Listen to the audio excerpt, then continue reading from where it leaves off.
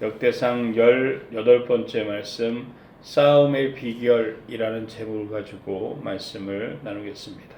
코로나19 시대에 가장 위협받고 있는 것은 자영업자나 일반 사람들이 아닙니다. 바로 교회와 성도들이 가장 많은 위협을 받고 있습니다.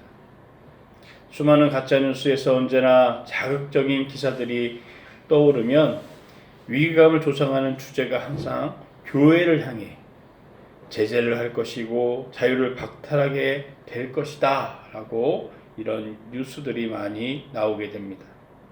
사람들은 세상이 점점 악해져서 우리들의 신앙의 자유마저도 빼앗을 거라고 이야기합니다. 사람들은 위기를 당하고 있어요.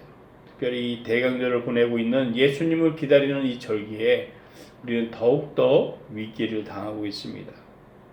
그런데 조금만 생각해 보면 교회는 어렵지 않은 적이 없습니다.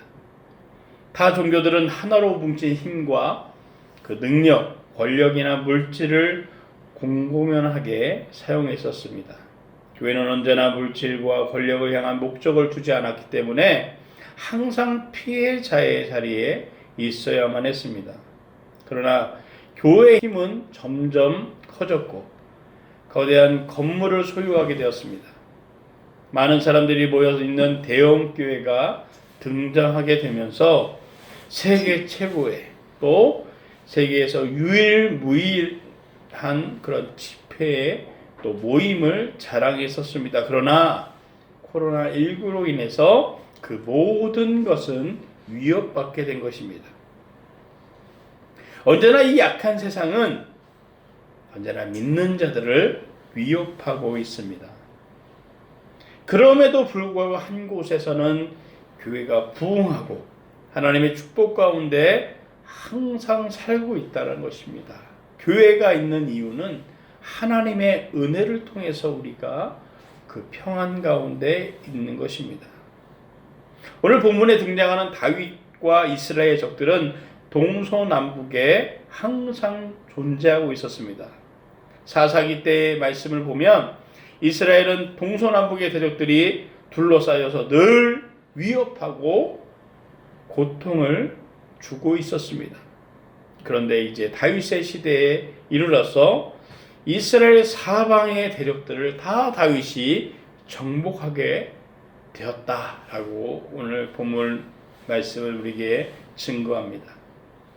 비로소 이스라엘의 진정한 평화가 시작됐다는 것입니다.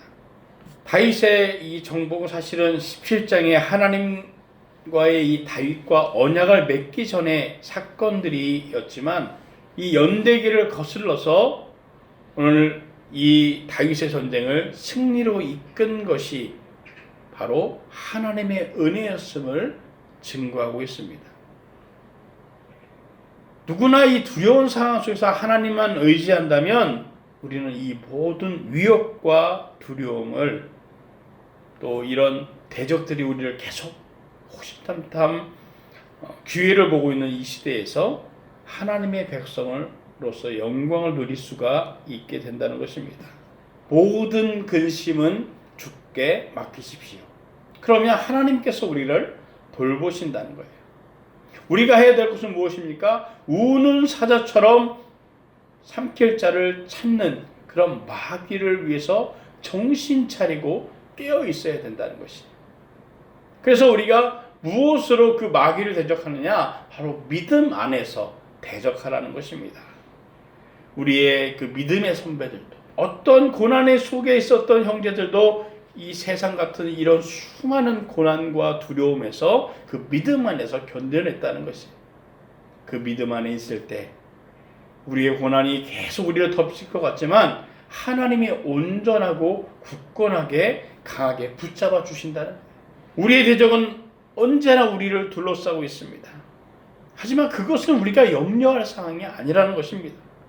우리가 염려하고 관심에 집중을 기울여야 할 것은 무엇이냐면 우리는 하나님과 관계를 잘 유지하고 있는가, 하나님의 말씀에 순종하는 삶을 살고 있는가, 우린 거기에 집중해야 된다는 것입니다.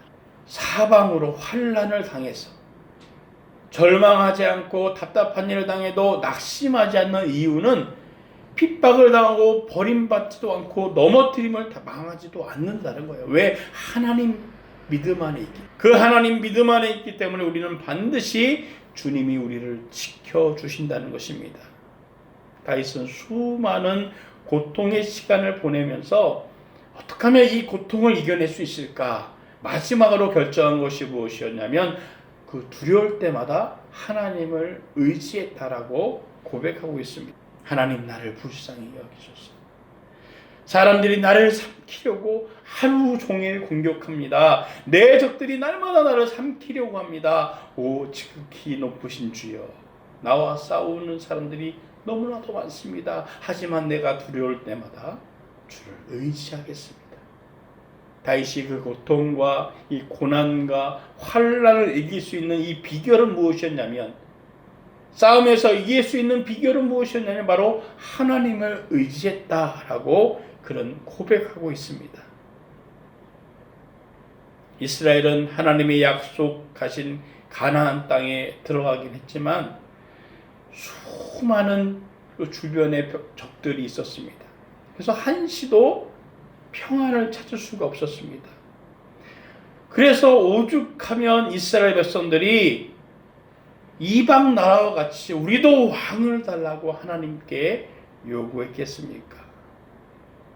이스라엘 백성들은 강력한 왕을 중심으로 인해서 이방 나라를 대적함을 통해서 그들이 평안을 이루려 했습니다. 그래서 이스라엘의 왕정이 시작되었고 초대 왕으로 사울이 세워졌습니다. 그러나 왕정이 시작되었다고 해서 이스라엘의 평안이 찾아오진 않았습니다. 사울이 통치하는 그 순간에는 언제나 블레셋이 이방 나라가 계속 한시도 평안하지 않도록 괴롭히고 환난 가운데 그들을 약탈해 왔다는 것입니다. 그리고 사울이 죽고 하나님의 마음에 합한 다윗이 왕이 되자마자 모든 상황은 달라졌습니다. 다윗은 대적들을 하나씩 정복하고 마침내 모든 대적들을 다 굴복시킵니다. 비로소 이스라엘의 평안이 시작된 것입니다. 우리가 예수를 믿으며 산다는 것은 어쩌면 이유 없이 억울하게 약한 세력으로 통해서 조롱받고 핍박을 받는 것처럼 우리는 생각합니다. 하지만 곧 이 사단의 세력은 무너진다는 거예요. 다윗이 주변 강대국을 하나씩 정복했던 것처럼 예수님이 다시 올 때는 사단의 이 모든 장악한 세력은, 이 세상은, 이 악한 세상은 예수님 무릎 앞에 꿇게 하신다는 것입니다. 보아라, 하나님의 장막에 사는 사람들과 함께 있으니 그분께서 그들과 함께 거하실 것이다. 그들은 그분의 백성이 되고 하나님께서 그들과 함께 계실 것이다. 그들의 눈에서 모든 눈물을 닦아주시며 더 이상 죽음이 없고 다시는 슬픔이나 우는 것이나 아픈 것이 없을 것이다. 이는 처음 것들이 지나갔기 때문이다. 그때 보좌에 앉으실 분이 말씀하시는데 이렇게 이야기합니다. 내가 만물을 새롭게 한다. 주님이 이 땅에 다시 오실 때 하나님은 이 만물을 새롭게 하시는 거예요. 더 이상 우리가 이 악한 세상에 조롱받거나 핍박받는 일이 없게 된다는 것이에요. 곧 주님이 오실 때 모든 악함은 무너지게 된다는 것입니다. 오늘 본문의 말씀을 18장을 쭉 보면 다윗이 성전을 짓지 못했지만 솔로몬의 성전을 지을 수 있는 이 재료들을 다 마련합니다. 어떻게 그 많은 금과 은과 노쇠의 재료들을 이 다윗이 마련했을까? 오늘 그 18장의 그 비밀을 우리에게 알려주고 있습니다. 다윗은 주변 국가들을 정복하는 과정에서 전리품들을 얻게 되는 것이에요. 그리고 자신에게 바쳐진 진상품들을 받게 됩니다. 이 모든 것을 다 하나님께 드리면서 그 모든 전리품과 그런 진상품, 조공으로 드려진 이 은과 금과 놋을 다 하나님의 성전을 짓는데 재료로 그것을 다 드리게 됩니다.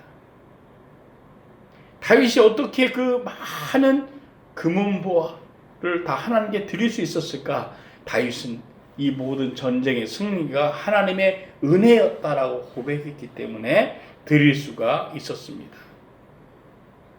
사람들은 하나님께 드리는 것을 어려워하는 사람들이 있습니다. 하나님께 드리는 예물은 감사와 믿음의 고백이 있어야 되는데 그것 없이 드리기 때문에 항상 마음이 불편한 것이에요. 많은 사람들이 교회에서 예물을 이야기하거나 헌신을 이야기하면 시험에 들어서 떠났다라고 이야기해요. 왜 그들이 떠납니까? 그 안에 진정한 믿음의 고백으로 드려진 예물을 드리지 않았기 때문에. 액수가 중요한 것이 아니에요. 예물은 하나님께 드려지는 것이에요. 오늘 다윗이 그렇게 많은 은과 금과 이 노새를 드릴 수 있었던 이유는 하나님께서 모든 승리를 함께 하셨기 때문에, 하나님 은혜로 하셨기 때문에 내가 이 정복을 할 수 있었다라고 고백하는 그 믿음이 있었기 때문에 아낌없이 다 드릴 수가 있었던 것입니다. 사실 하나님의 은혜가 아니면 우리가 하나님께 예물을 드릴 수가 없어요. 예물이 자기 것처럼 생각하지만 우리가 그 예물을 가질 수 있도록 하나님께서 우리의 건강을 주시고 우리의 상황을 지켜주셨던 은혜가 있었기 때문에 우리는 하나님께 드릴 수 있는데 자꾸 그것이 내 것이라고 고백하는 순간에 불편한 마음이 든다는 거예요. 그 불편한 마음으로 드린 것은 주님도 받지 않으십니다. 신명기에는 이런 말씀을 전합니다. 내 능력과 내 손의 힘으로 이런 부를 얻게 됐다라고 말할지 모른다. 그러나 너희 하나님 여호와를 기억하라. 이는 너희가 재산을 얻을 수 있는 능력을 주셔서 너희 조상들에게 맹세하신 그분의 언약을 오늘날 같이 이루어지게 하시기 위함이었다. 만약 너희가 너희 하나님 여호와를 잊고 다른 신들을 숭배하고 그것을 확고하거나 그것이 내 것이라고 고백하는 그때 우리 안에 멸망이 시작된다는 거예요. 하나님께 순종하지 않는 시작이 이미 우리는 심판 가운데 서는 그런 시작으로 들어가게 된 것입니다. 이스라엘 백성들은 하나님께 순종하지 않았어요.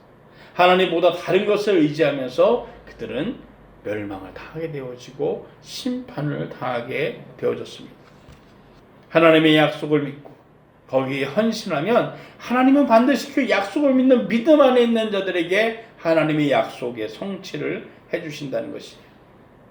아브라함에게 주신 이 하나님의 약속, 왜 다윗의 시대에 성취되었을까? 이스라엘 백성은 400년 동안 노예 생활했고 40년 광야 생활을 거치긴 했지만 하나님의 약속대로 가나안 땅에 입성하게 되어졌습니다. 그 하나님의 약속을 기억하고 끊임없이 순종하면서 하나님의 뜻대로 행했다면 아마도 오래전에 가나안 땅을 정복하는 그런 약속을 성취하게 되었을 것입니다. 그런데 그들은 믿음의 행군보다는 안주와 타협에 급급했습니다. 그래서 이미 주어진 약속의 땅 안에서도 블레셋이나 미디안의 여러 이방 족속의 침략과 고통을 당해야만 했습니다. 어둡고 비참한 패배의 역사가 오늘 다윗의 시대에 되어서 급반전하게 되는 것입니다. 다윗은 이전에 이스라엘 백성들이 가졌던 타협과 굴복하는 자세를 버리고 오직 하나님만 바라보게 됩니다. 그리고 믿음의 행군을 시작합니다. 그때 블레셋을 굴복시켰고 과거에 이스라엘을 꽁꽁 메고 있던 이 어둠의 사슬들, 어둠의 세력들을 다 끊어버립니다.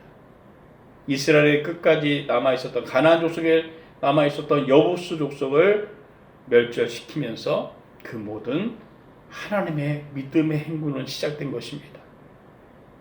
그리고 비로소 아브라함에 주었던 하나님의 약속의 땅의 그 약속이 비로소 성취되게 된 거예요. 오늘 소바왕 하다레셀을 굴복시키면서 이 모든 가나안 땅에 주셨던 이 땅을 완전히 회복하게 되어집니다. 이스라엘 백성들은 출애굽 당시에 가나안 땅 입성하기까지 60만이 넘는 그런 장정들이 있는 대군이었습니다. 그러나 그들 가운데 갈렙과 여호수아만 이 약속의 땅에 들어오게 됩니다. 왜 갈렙과 여호수아만 이 땅에 들어왔을까? 그것은 약속에 대한 믿음이 없었다는 거예요. 약속의 성취를 믿고 믿음의 행군을 전진했다면, 믿음의 싸움을 했다면 아마도 그들은 40년 이 광야 생활 동안 이슬처럼 허무하게 사라지지 않았을 것입니다. 이들과 달리 갈렙과 여호수아는 하나님의 약속을 소유하고 그것을 성취해 나갔습니다. 하나님의 향한 믿음, 이 소원의 약속을 확신하면서 믿음의 싸움을 멈추지 않았다는 것이에요. 그때 갈렙과 여호수아는 가나안 땅을 정복할 수가 있게 된 것입니다. 우리에게 축복의 약속은 이미 주어졌습니다. 그것을 이룰 수 있는 것은 바로 이 믿음의 헌신과 말씀의 순종이 뒷받침되어야 한다는 것이에요. 약속에 참여하기 위해서 우리가 수많은 우리 안에 있는 의심과 불신, 이 영적인 싸움을 날마다 해야 된다는 거예요. 우리의 상황이 나아지지 않는 것처럼 보여도 하나님만 의지하고 하나님만 바라보면서 축복의 약속만 붙들고 나가면 반드시 우리는 이기게 되어진다는 것이에요. 아브라함은 100세에 이미 죽은 것 같은 자식을 낳을 수 없는 상황이었지만 그 안에 믿었다는 거예요. 무엇을 믿었습니까? 하나님의 약속을 믿었다는 거예요. 의심하지 않고 도리어 믿음을 확인해서 하나님께 영광을 돌렸다는 거예요. 그때 하나님께서 이 아브라함에게 약속을 이루셨다는 것이에요. 그리고 그뿐만 아니라 그 믿음 때문에 믿음의 조상이 이 아브라함이 되어졌다는 것이에요. 우리가 의지하는 이 세상의 힘을 끊어내야 된다는 거예요. 그래야 흔들리지 않는 믿음을 소유할 수 있습니다. 4절에 보면 다윗은 예상치 못한 그런 행동을 하게 됩니다. 그리고 그 예상치 못한 행동을 통해서 다윗의 믿음이 얼마나 확고한지에 대해서 우리에게 보여주고 있습니다. 그 사건이 무엇이냐면 소방왕 이 하다데셀과 전투를 벌이면서 획득한 수많은 이 말들이 있습니다. 그런데 그 말들 중에 100마리만 소유하고 나머지 말들은 이 말굽의 힘줄을 다 끊어버린다. 말이 힘줄이 끊어졌다는 것은 말로서의 기능을 상실하게 만들었다는 거예요. 다윗이 이렇게 한 이유는 율법에서 그렇게 증거하기 있기 때문입니다. 신명기 11장에 보면 왕들은 말을 소유하지 못하겠어요.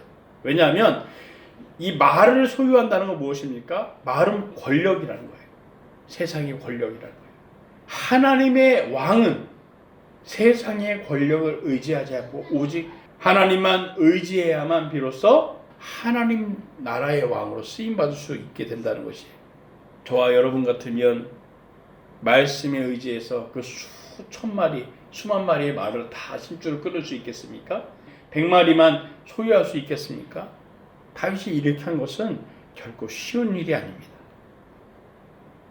병거와 말은 당시에서 이 군사력을 상징하고 또 당시 사회에서는 말이 있다는 것은요, 어떤 재산보다도 어떤 힘보다도 막강한 것이었습니다. 자기가 말을 안 쓰고 그 말을 이방 나라에 팔아도 되는 것이에요. 그런데 다윗은 하나님 말씀에 근거해서 말을 의지하기보다 오직 하나님만 의지하고 있습니다. 말의 힘줄을 끊는 것을 통해서 자신의 믿음의 확신을 보여주고 있습니다. 우리는 오직 하나님만 의지하고 하나님을 의지하는데 방해되는 모든 세상적인 권력이나 물질이나 지식이 있다면 과감히 포기해야 된다는 거예요. 그래야 하나님께서 우리의 삶 가운데 축복으로 바꿔주신다는 것이에요. 그것들을 어떤 과정 속에서 얻게 되어진 사람들은 결코 놓지 않으려고 합니다. 어떤 사람들은 그것을 지키려고 자기의 생명까지도 버리기까지 합니다. 성도들은 세상의 것을 붙잡기보다 오직 하나님을 붙잡아야 된다는 거예요. 그럴 때 우리의 결단이 있을 때 비로소 하나님의 우리의 모든 삶 가운데 승리로 우리를 세워주신다는 것입니다. 생명과 안전은 세상이 주는 것이 아니라 오직 하나님을 의지할 때 주님께서 지켜주신 것이에요. 세상적인 것을, 귀한 것을, 물질을, 지식을 아무리 가지고 있어도 우리의 숨이 끝나면 그냥 없어지는 거예요. 세상의 것들은 다 무너지기 마련이라는 것입니다. 하나님을 대신해 그것들을 의지하는 순간 우리는 내 삶의 축복이 시작되는 것이 아니라 내 삶의 심판이 시작된다는 것이에요. 이스라엘 나라가 남북으로 분열되어지고 그리고 노예로 끌려가는 과정에서 이스라엘에 재물이 없어서가 아니에요. 말이 없어서가 아닙니다. 그들에겐 재물도 있었고 솔로몬 시대는 막강한 그런 부도 있었습니다. 그런데 그것으로 인해서 그것들을 의지하면서 그들이 교만해져서 결국은 하나님의 심판을 받아서 남북으로 나눠지고 노예로 끌려가는 비참한 심판을 당하게 된 것입니다. 그 하나님을 의지하는 대신 물질과 방법과 부를 의지하는 순간 그들 안에 심판이 오게 된 것입니다. 다윗은 오직 하나님만 의지하고 있습니다. 여호와를 찬양하라. 내 평생 여호와를 찬양하였고 내가 존재하는 한 내가 하나님을 찬양할 것이다. 왕들을 의지하지 말고 사람의 자손들을 의지하지 마십시오. 거기에는 도움이 없습니다. 그 숨이 떠나가면 땅으로 돌아가고 바로 그날에 그들은 계획이 사라지게 될 것입니다. 하나님의 도움으로 삼고 그 하나님 여호와를 바라는 사람은 복이 있습니다. 하늘과 땅, 바다 그 안에 있는 모든 것을 진리로 영원히 지키시는 분이 누구라고 고백합니까? 하나님이라고 고백하는 것이에요. 그렇기 때문에 다윗은 전리품을 욕심내지 않았던 것이에요. 하나님만 의지했기 때문에. 결국 하나님만 의지하면 하나님께서 이 모든 것을 더하여 주신다는 것을, 하나님의 은혜 가운데 있는 것이 바로 우리에게 축복을 얻는 방법이라고 고백할 수 있었던 것입니다. 그래서 그 모든 엄청난 부를 다 하나님의 성전을 짓는데 재료를 사용할 수 있었던 것입니다. 그런데 사실 이방인들에게 얻었던 이 전리품은 어떤 것들은 우상을 숭배했던 그런 모양의 그런 전리품도 있어요.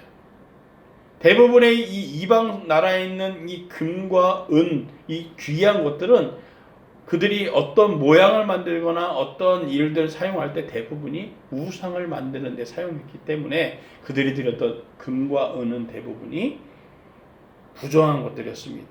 우리가 여기서 뭘 알 수 있냐면 이 부정한 것이지만 원래 그 원석은 하나님의 창조물은 부정하지 않다는 거예요. 그들의 어떤 욕심에 따라 우상을 만들고 거기에 경배했지만 결국 그 내용 자체는 부정한 것이 아니라는 것이에요. 그 모든 것을 하나님께 드려질 때 다시 새로워진다는 것이에요. 세상에 있는 모든 것은 부정한 것이 없어요. 왜? 하나님께서 창조하신 것이기 때문에. 단적으로 우리가 알 수 있는 이 세상에 부정하기도 되고 긍정으로 거룩하게 쓰일 수 있는 것이 무엇이냐면 바로 돈이라는 것입니다. 돈의 가치는 중립적이에요. 근데 그 돈이 부정한 곳에 쓰면 부정한 돈이 되고 또 하나님의 선한 거룩한 것에 쓰여지면 거룩한 돈이 되어지는 것입니다. 우리가 하나님께 드려지는 것을 하나님의 은혜의 고백으로 드려진 예물은 하나님께 거룩하게 쓰여지는 거예요. 그런데 불편하고 내기 싫어서 사람들이 보이는 것 때문에 억지로 내는 것은 결국은 그 일을 통해서 부정하게 쓰임받게 되는 것입니다. 또 인간도 그렇습니다. 인간도 원래는 하나님이 인간을 창조하실 때는 처음에 아담과 하와를 창조하실 때는 정하게 거룩하게 만드셨어요. 그 숨에다가 루아크라는 성령을 부으면서 성령의 사랑을 만드셨어요. 그런데 인간이 죄를 지으면서 부정하게 된 것이 타락하게 된 것입니다. 원래 사람은 부정한 사람이 없어요. 부정한 인간일지라도 돌아오면 새로워진다는 거예요. 성령의 윤곽로에 안에서 완전히 녹아져서 새로운 피조물이 되어진다는 것이 하나님께 드려지는 것은 반드시 어떠한 부정한 것도 어떠한 부정한 인간도 다 거룩해진다는 것입니다. 사도 바울은 로마 교회에게 편지를 쓰면서 완전히 거듭나지 못한 로마 교인들을 향해서 물질을 사용하는 것에 잘못된 일을 하기보다는 의의 종이 되어라, 이렇게 권면합니다. 세상적으로 볼 때 아무리 사악한 자일지라도 하나님께 바쳐지면 거룩하게 변할 수가 있습니다. 그래서 우리는 사람들 향해서 우리가 눈으로 볼 때는 사악하고 잘못된 사람이지만 그들에게 복음을 전할 수 있는 것은 복음이 그들을 변화시킬 수 있다는 것입니다. 하나님께서 창조하신 것은 모두 선하고 감사하는 마음으로 받으면 버릴 것이 하나도 없다. 하나님의 말씀과 기도로 거룩해진다는 것입니다. 하나님은 오늘날 다윗처럼 우리를 향해서 믿음의 선한 싸움을 하라고 디모데전서 6장 12절에 우리에게 전합니다. 영적 전쟁 없이는 우리는 평안을, 영생을, 하나님의 사랑함을 얻을 수가 없게 됩니다. 말씀을 위배하게 만들고 주님을 떠나게 만드는 그런 모든 나를 유혹하는, 나를 붙잡으려 하는 그 세상의 악함을 우리는 영적 싸움을 통해서 이겨내야 된다는 거예요. 그래야 우리 안에 하나님의 공의가, 하나님의 축복이 실현되게 됩니다. 어둠의 세력은 우리 개인뿐만 아니라 공동체를 뒤흔들고, 그렇기 때문에 우리는 언제나 하나님을 바라봐야 되는 거예요. 하나님을 바라보고 우리를 괴롭게 하고 우리를 조롱하고 우리를 핍박하는 모든 세력 앞에서 그것을 바라보면서 왜 나를 핍박할까? 왜 나를 조롱할까? 그들은 악하기 때문에 조롱할 수 있고 핍박하는 거예요. 그들이 핍박을 하지 않게 하기 위해서는 우리는 무엇을 합니까? 그들에게 복음을 전해야 되는 거예요. 말씀이 그들을 변화시키는 거예요. 기도가 그들의 그 악함을 무너뜨리게 된다는 것입니다. 아무리 헤어나올 수 없는 수렁에 빠져 있을지라도 하나님만 바라보면, 하나님만 의지하면 우리는 이런 영적인 싸움에서 반드시 승리하게 될 수 있습니다. 에베소서는 우리에게 이렇게 전하는 거예요. 전신갑주를 취하라. 하나님의 전신갑주를 입어라. 우리의 싸움은 혈과 육의 싸움이 아니라는 것입니다. 내 힘과 내 방법의 싸움이 아니라는 거예요. 악한 영들과 싸우는 거예요. 사람이 우리를 핍박합니다. 조롱합니다. 우리를 괴롭게 만듭니다. 그들이 괴롭게 만드는 것이 아니라 그 안에 있는 악한 영들이 우리를 괴롭게 하는 거예요. 왜? 하나님의 사람들이니까. 그래서 우리는 전신갑주를 취해야 되는 거예요. 무엇으로 전신갑주를 취할 수 있습니까? 믿음 안에서 오직 하나님만 붙잡고 그 하나님만 의지하며 살아가야 우리는 진정한 평안을 얻을 수 있는 거예요. 우리가 진정한 이 믿음으로 이 영적인 싸움을 반드시 승리하게 된다는 것입니다. 모든 일에 인내하며 성도를 위해 간구하십시오. 전신갑주를 성도들은 취해야 된다는 것입니다. 다윗은 정복 전쟁에 수행하면서 그 과정에서 실패를 모르고 승승장구합니다. 사실 다윗은 군사적으로는 아주 탁월한 인물이었습니다. 그러나 다윗의 승리의 원인은 하나님께서 어디로 가든지 이 다윗을 이기게 하셨다. 오늘 18장 6절에서 13절에 전하는 것처럼 그 영적인 모든 싸움에서 자신을 의지하기보다 하나님만 의지했다는 거예요.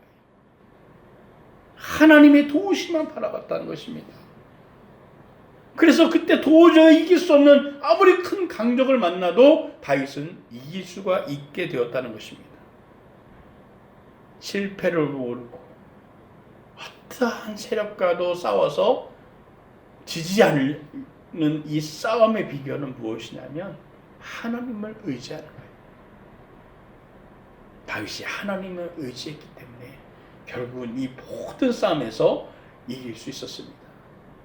우리를 괴롭게 하는 상황, 우리를 위태롭게 하고 우리를 지금 옥죄고 우리의 신앙까지도 흔들려는 모든 세력 앞에 우리는 두려워하는 것이 아니에요. 그들이 그렇게 할 것이다, 그렇게 될 것이다 라고 얘기하는 이 상황 앞에서 두려워하거나 그들과 대적하는 것이 아니라 하나님을 의지해야 되는 거예요. 하나님을 의지해야 우리의 다시 평안이 시작되는 것입니다. 하나님을 의지해야 우리 안에 진정한 이 정복의 전쟁이, 영적 정복의 전쟁이 승리로 끝나게 되는 거예요. 하나님을 의지해야 이 코로나의 이 어려운 상황이 끝나게 되는 것입니다. 세상의 방법을 의지하고 사람들의 모임을 의지하고 내가 가지고 있는 권력과 힘과 물질을 의지하는 순간 우리에게 계속 핍박은 멈추지 않을 것입니다. 이 영적인 싸움에서 하나님을 의지해서 승리하는 저와 여러분 되시기를 주의 이름으로 축원합니다. 기도하겠습니다.